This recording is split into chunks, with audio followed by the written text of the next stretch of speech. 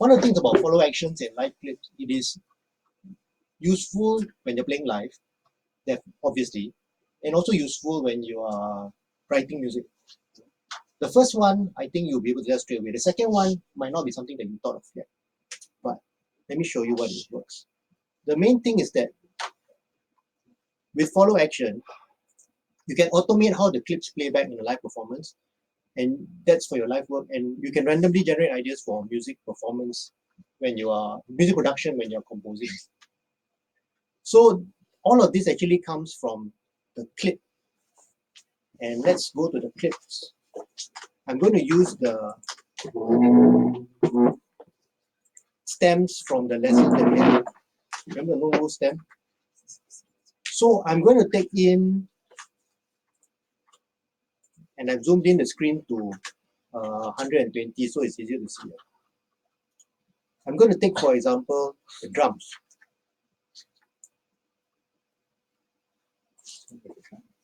Right?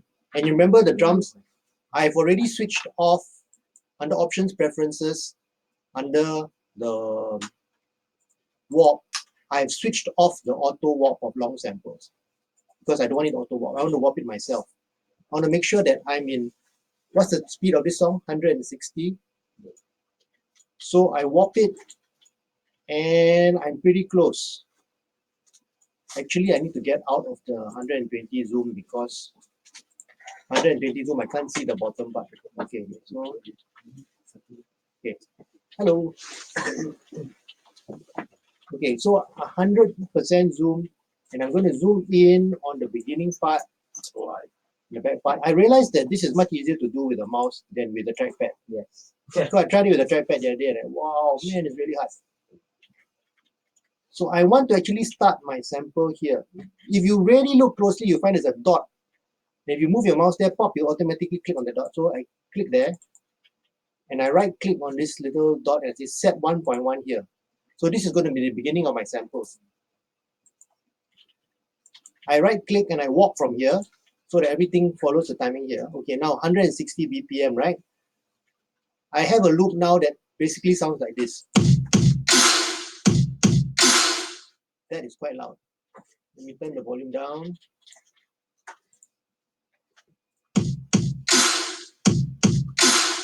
Okay, so let's look at the things that, if we click on the L button, we'll find that these things called the launch modes. L button, bottom left corner. L, pop, up comes launch modes. So normally, if I were to click, and let's make sure that I'm in the session mode.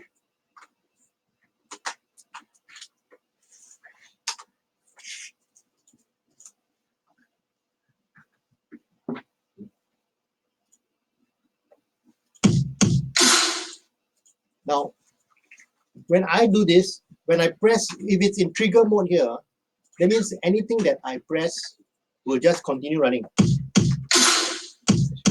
My hand is up, it continues to run. Okay, let's stop it.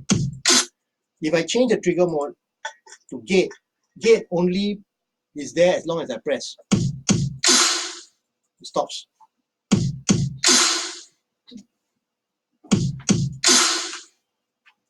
You notice that it still plays one whole beat because here there's this thing called the 1 bar. It's actually going to last one whole bar before it stops. If I switch out this to none, it will be.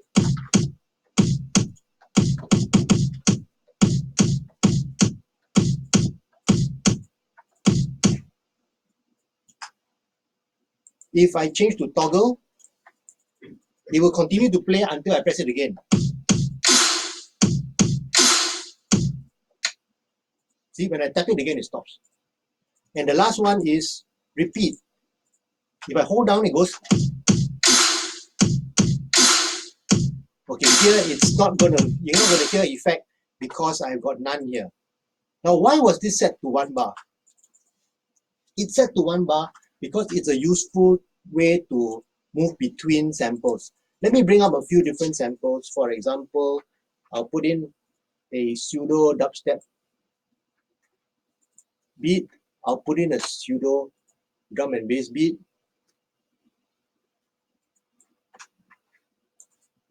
I'll put in a pseudo hip hop beat, or maybe slow hop. Okay, so here you will see that when I move from sample to sample,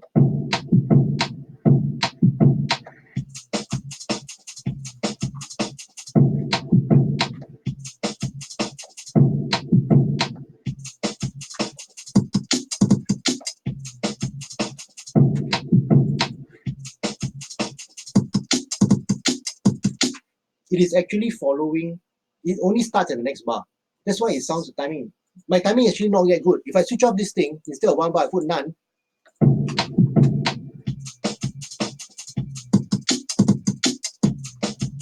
My timing is actually a bit wrong. So when I switch it to 1 bar, it actually waits for the bar to start. Then your timing is always right. Now, if you wanted to do something like, let's say instead of 1 bar, you make it 1 beat, 1 quarter, then you can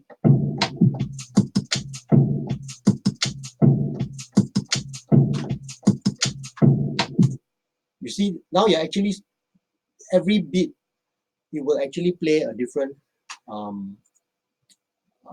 the next sample.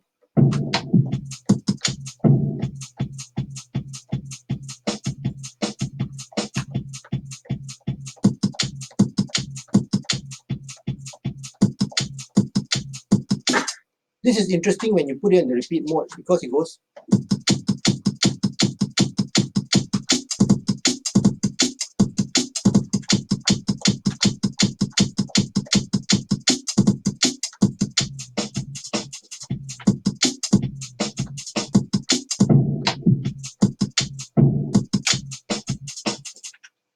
So you can see that you can actually vary between beats a lot this way. There's this thing called legato. Legato is when you, let's say you are, okay, I'll show you the greatest difference is that I'm now doing every half a bar. That means you'll hear half a bar of this. This is 1 bar. One.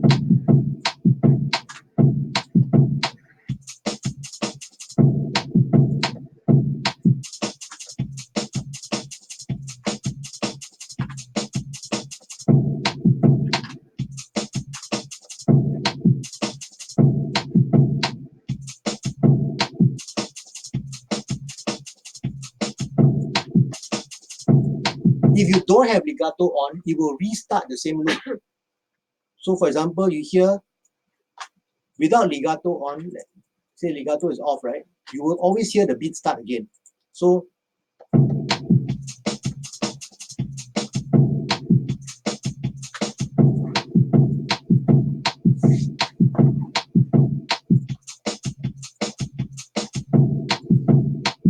but if you legato, it will continue from the second beat of the bar. So it goes.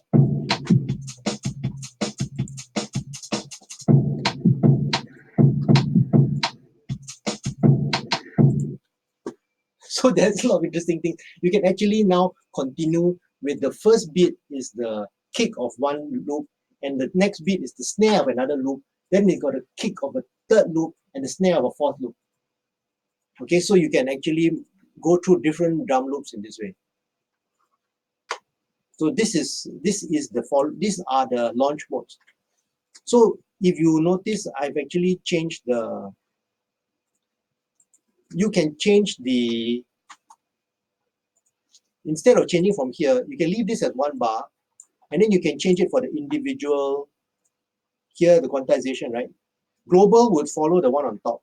But if I change it now, I just want to change it to 1 quarter, and then this one I decide I like it a lot. I want to change it to half, and this one I decide I want to change it to change every 1/8. So when I press and I change it to repeat, so it goes. Right.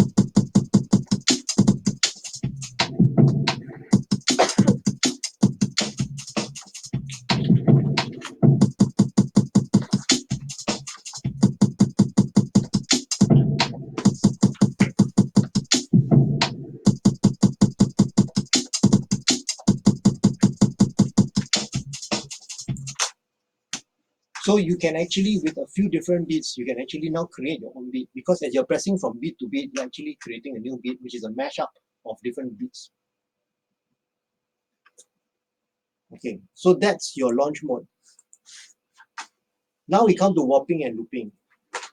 I think warping, you all know that when you warp, you can either warp here in, most of these are, well, how come they warp as repitch? They should warp as beats. But if you are taking music, then you don't want to warp by beats, because music doesn't sound nice when you warp by beats. Let's take the guy's vocals. You can hear this the best in his vocals. Okay, warp, zoom in, zoom in.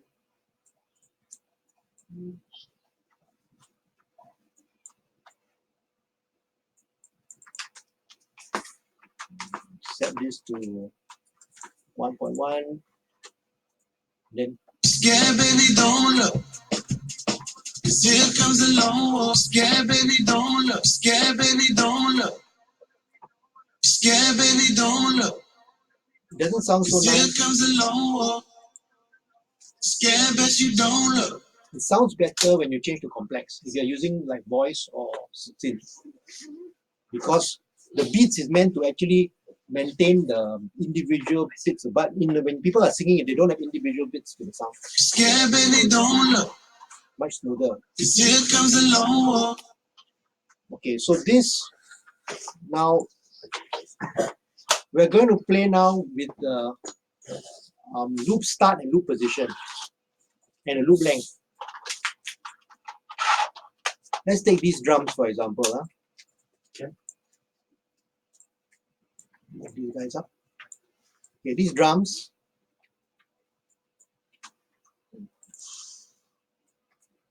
I'm going to create a loop.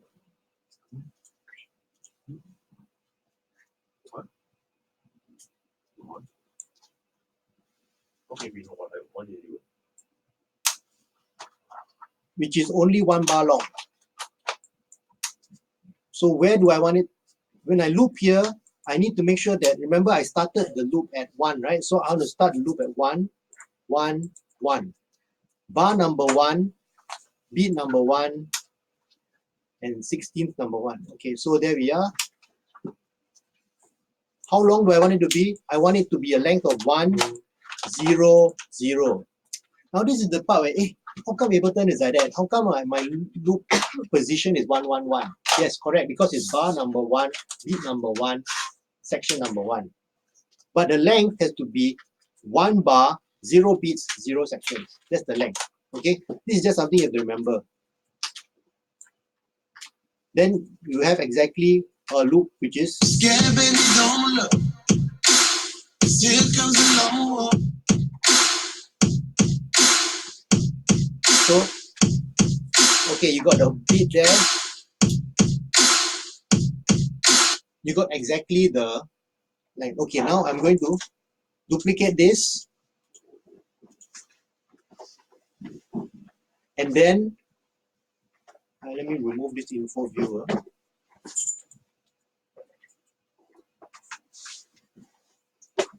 I am going to, in my duplicate, I'm going to have the same 1 bar loop, but now it's going to start at 2. See, you notice that I can actually move this thing here, the loop part. I move it to 2. Now I'm looping the second part, which is not interesting because the second part sounds exactly the same. Let's try looping the third part, the third bar.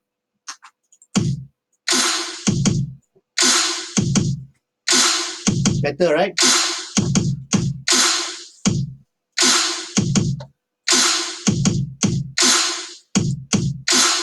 Let me try making another duplicate, and let's try on the duplicate clip. Let me try looping the 4th. What's it look like? I'm going to zoom out. You can see a bit better.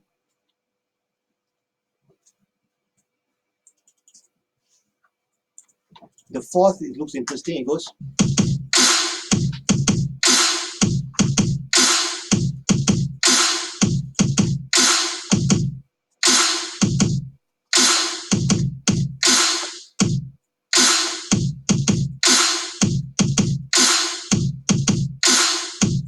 what I want now is I want a final one, which is just going to give me a feeling of like, this is now the segment where I just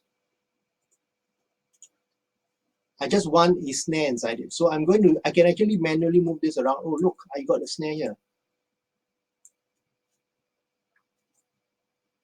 And if I press this, it goes. Hey, no, that's not the snare. I actually want it to be maybe this one.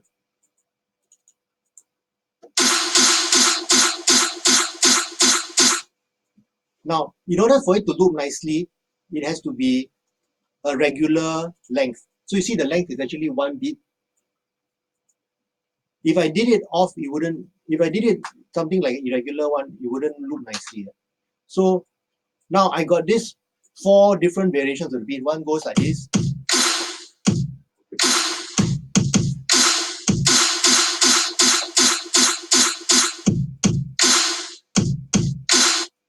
So what shall I do? I can actually now use this thing. Now that I've set the loops, right? I can do follow actions. Follow actions, when we come over to here. Okay, let's go back to the first one. First one. Follow action is under this thing called follow action. Okay, so you see the word follow action there? Okay, so this first one, let's rename it drums 1. I renamed the second one very creatively drums 2. And then the third one, guess what? I'm going to rename it drums 3. And the last one, I will call it the drum fill. So what we want to do is, okay, this one, right? Let's have it play for 2 bars. So I change the follow action 2 bars, after which I will play the next. My shadow is blocking. Can you see? Okay. You will play the next. Can you see now? After 2 bars, it's going to play the next, and it's got a 100%. This is a probability. 1 is to 0. 100% probability to play. The probability thing is going to be interesting when we start doing the composition. So 100% after 2 bars, you will play the next. You will play drums 2. Okay, drums 2. I'm not clicking on drums 2. Again, after 2 bars, I want to play next. So it will go to drums 3. And now, drums 3, I think I like it. I'm going to make it play for 3 bars. You play next. Then I'll play drum fill. After drum fill, I want it to go back to the first. So I click on first. See? First. After 1 bar of drum fill. When they say first, it means the first of the cluster that it's in. It doesn't mean the first of the whole stack. So what does this sound like? You watch as the things move. I think I'll color them slightly differently so that you can tell that they are lighting up. Okay, let's start. Number 1.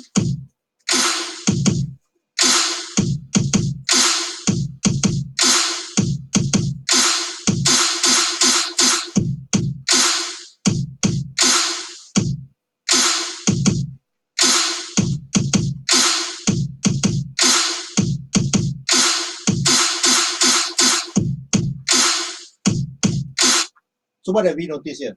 We've actually now created a whole cycle where you actually have, at the end of your cycle, you have a fill which tells you you're going to start again the cycle. And this is something that you can use when you're playing live.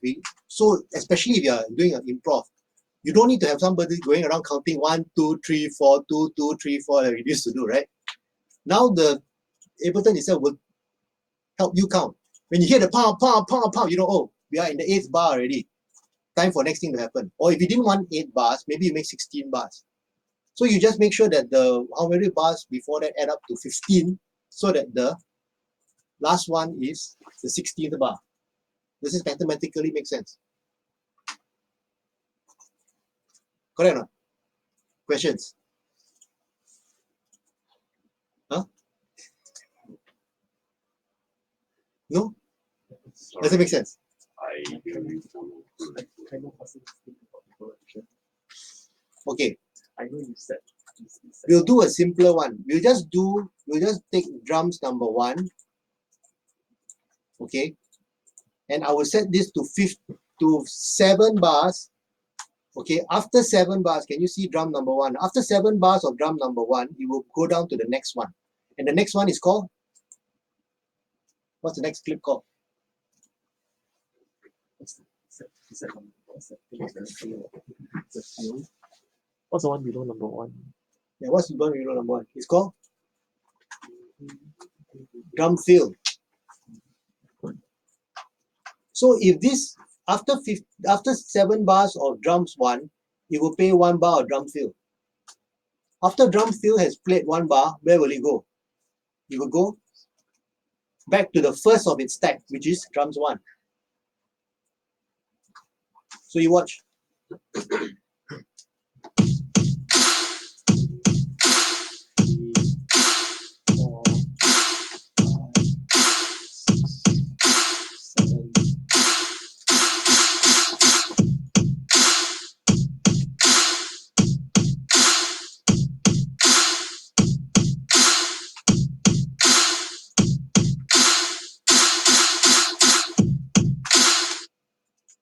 Get it now, right?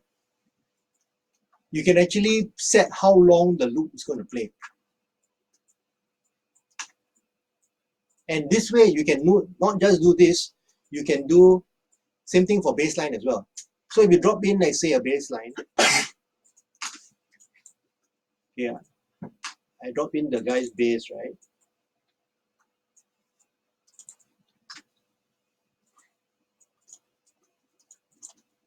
So set 1 from 1 here.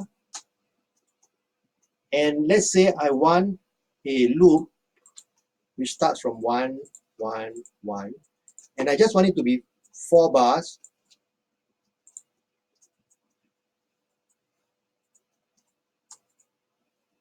I will get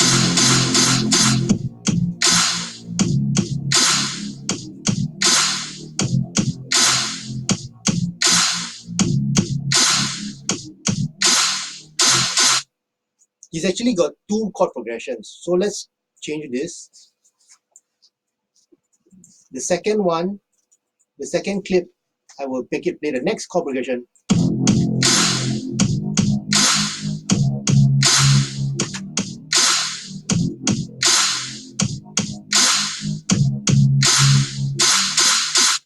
You can hear this different chord progression, right?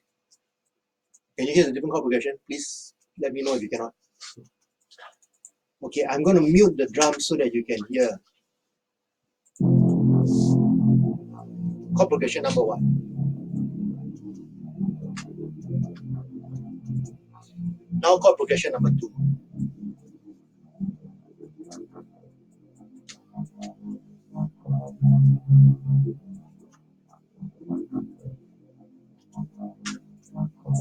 Different, right? So this bass, the first chord progression, I'm going to rename it bass number 1. And the second one, I will creatively name it bass number 2. So bass number 1, I want it to play for 8 bars.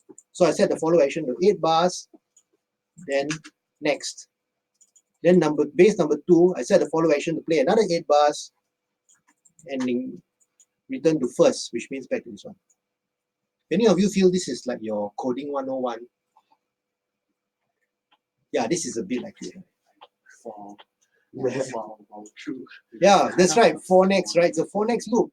So now we listen, right? We've actually got creation going. I'm going to just launch the bass and the drums together by clicking on the scene here.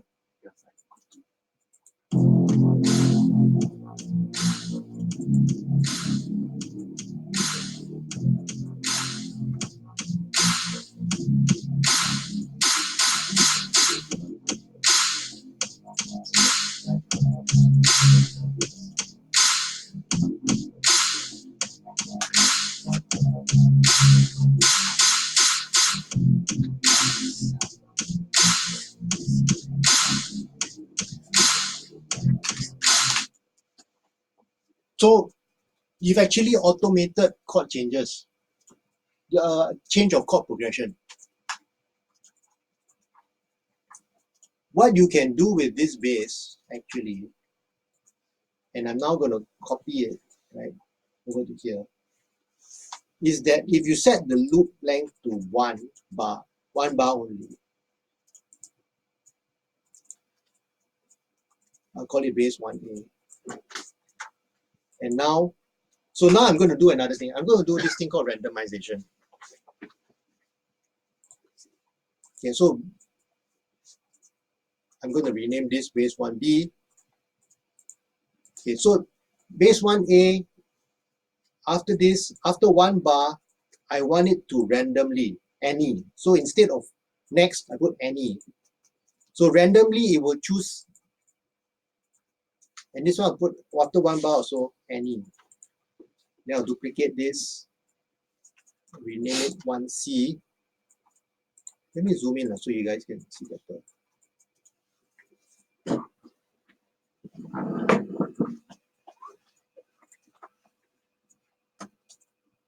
Oh, I can't zoom in like that because then I can't do the follow action.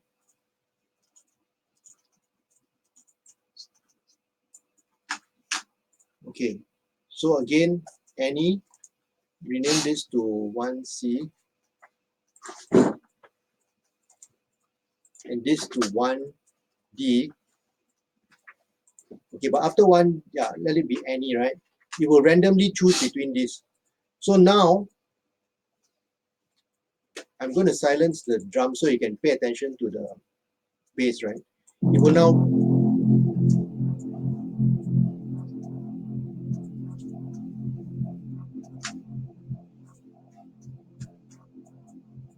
hey, sorry. I didn't change the start point. Second one, I was playing the same stupid loop again. Okay, here we go. So I'm actually, the first clip is the first bar, second clip the second bar, third clip the third bar, fourth clip the fourth bar. So if I start here,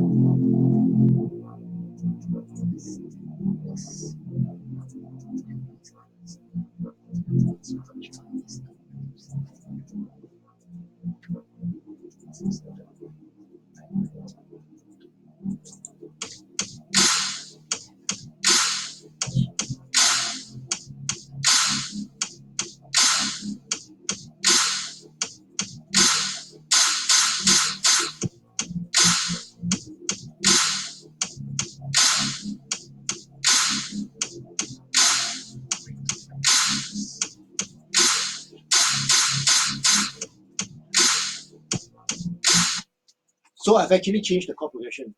I've actually now randomly created a chord progression. And if you click record while you're doing this, basically you've now recorded a new chord progression for yourself based on the same chords that were existing there. So if you're like stuck for ideas, why don't you randomly generate, oh, okay, why don't I set my follow actions to after one bar choose any, right? After one bar choose any. And I can create this. The last thing I will show you. So now you know automating, right?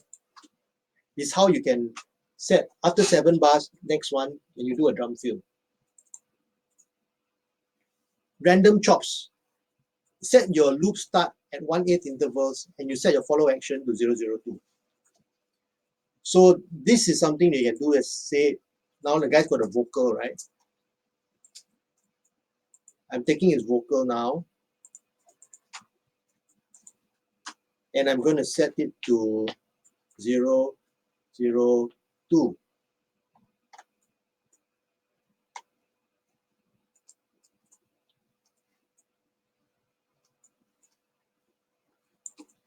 And I'm going to put any.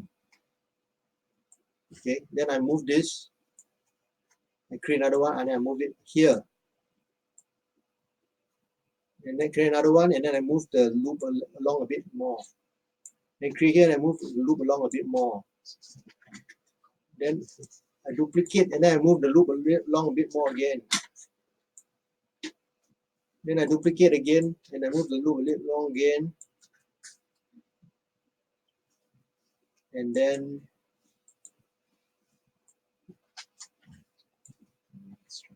last one. Okay, so what do I get when I do this? Oh, somehow I want after all my follow action. By the way, if I want to change all at one time, I can shift click, select the whole thing. I set my follow action to happen after every 0, 0, 2, which means after every 8th. Let's see what happens to this.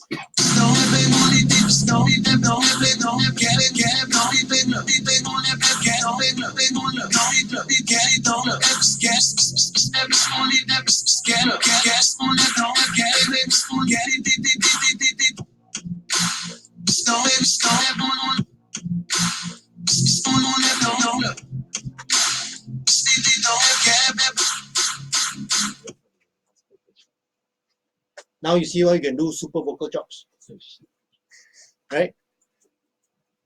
Now what if I take this, like, remember you had this drum and bass beat here, right? I could do exactly the same thing to this drum and bass beat. So I'm going to, again, I can set a loop length or maybe 1 beat.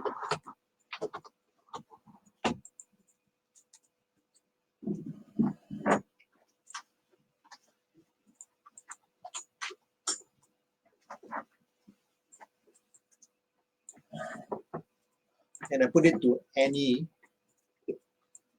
and I do the follow action to change every 1/8. And I duplicate it, I move to here, I duplicate it, I move to here, I duplicate it, I move to here. Okay, let's see what we get.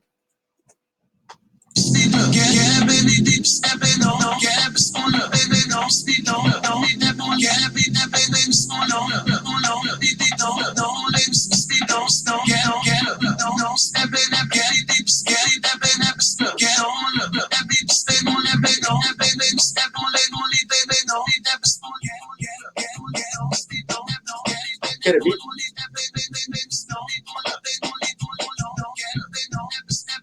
So if you want to do really super chop up beats,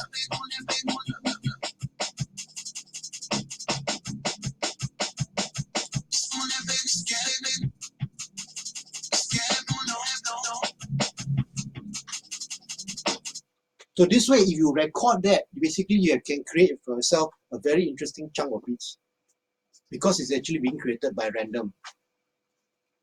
Right? So these are the things that you can basically do with follow action.